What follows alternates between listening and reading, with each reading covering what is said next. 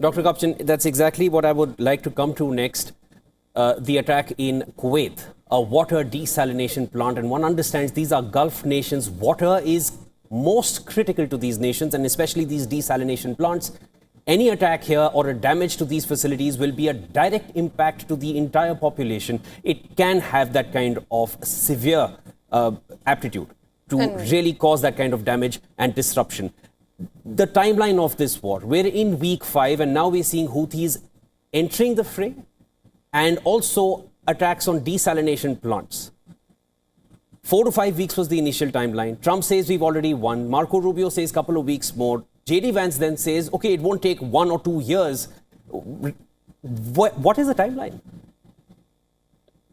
Well, you know, the targeting of desalination plants, of other critical infrastructure, is an escalation. And it does, in fact, raise the prospect that President Trump would act on his pledge made several times to go after Iran's critical utilities, including its power plants. Taking out Iran's power plants would essentially shut the country down because they wouldn't have the electricity needed to function. So we are at a potential inflection point here, because I think if Iran does continue to hit at critical infrastructure in neighboring states, Israel and the United States are going to go after Iran's critical infrastructure.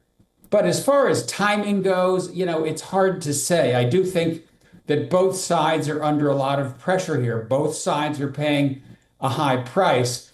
And I do think that President Trump, especially as he eyes the midterms, does have an incentive to end this war sooner rather than later. We're now at $4 plus per gallon. The affordability crisis here in the United States is getting worse. Donald Trump pledged to the American people and to his own base that we're done with these long wars in the Middle East, and now he's started another one.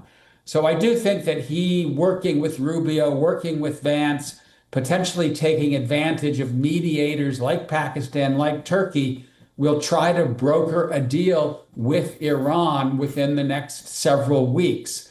Whether Iran is ready to play ball, we don't know. We know that Iran does feel that it has the upper hand because of the ability to wreak havoc throughout the region and its ability to prevent tankers from passing through the Strait of Hormuz does in fact give it a lot of leverage. We are looking at a disruption to oil markets and to global supplies at a historic level. And if we look at the negotiations, and if at all Trump goes for that, what kind of situation would it be for him going to the midterm elections? Because if you look at what their goals was, a regime change, perhaps it didn't happen. Nuclear facilities, where we don't see anything happening there. And even for the matter, Kharg Island, for now there's no ground invasion and there's no oil taken from there. So for Trump, if at all negotiation happens, what kind of conclusion will he come out with? That what did he do with this whole war, apart from just all these money being spent, about $11.1 billion in the first week of the war? Well, I think that he would need to be able to say with credibility that the main objectives of the war that were initially being pursued through diplomacy have been achieved.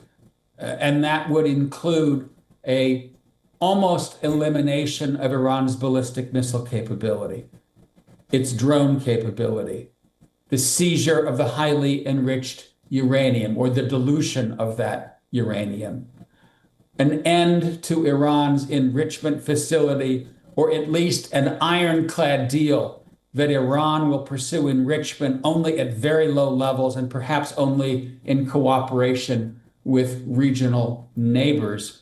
And then there's also the question of Iranian support for proxies. I think Trump needs to demonstrate that he's made progress on all of those fronts so he can say he has neutralized in a permanent way the Iranian threat. Will he get that deal? Who knows? Right now, Iran is putting out its own 5-point plan that is nowhere near what Trump is looking for. So I think we'll have to wait and see what the negotiators come up with. But I do think that this is a very painful war for everybody. There are no winners here. And in that respect, both sides have an incentive to go to the negotiating table and to find common ground.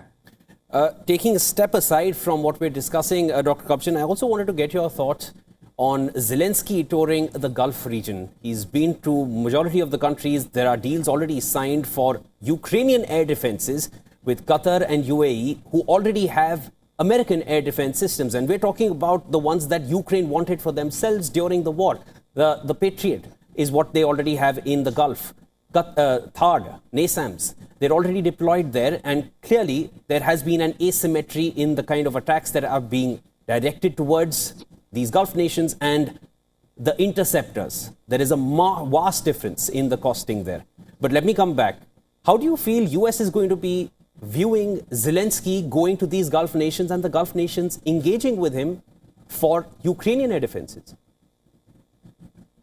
Ukraine is not in a good place as a consequence of the Iran war for two different reasons. One is Russia's oil revenue has increased dramatically because the price of oil has skyrocketed, and the United States has suspended its own sanctions on Russian oil. So before this war, Russia was facing a serious shortfall in energy. It had to raise taxes. It has been engaging in deficit spending to support the war effort. Now its coffers are being filled by high-priced oil. The other big change is that a lot of the weapons that used to flow to Ukraine, including air defense interceptors, aren't going to Ukraine anymore. They're going to Saudi Arabia and the UAE and American partners in the Gulf that are being targeted by Iranian missiles. And that leaves Ukraine with an even greater shortfall in its ability to defend itself. What I think Zelenskyy is doing is investing in his relationships with Europeans and Americans by saying, I'm on your side. I'm joining the fight. I'm going to help your partners defend themselves against Iran. And that's an investment because when this war comes to an end, he'll be able to say to Trump and to European leaders, I helped you out when your chips were down. Now it's your turn to help me out and help defend Ukraine against Russian aggression.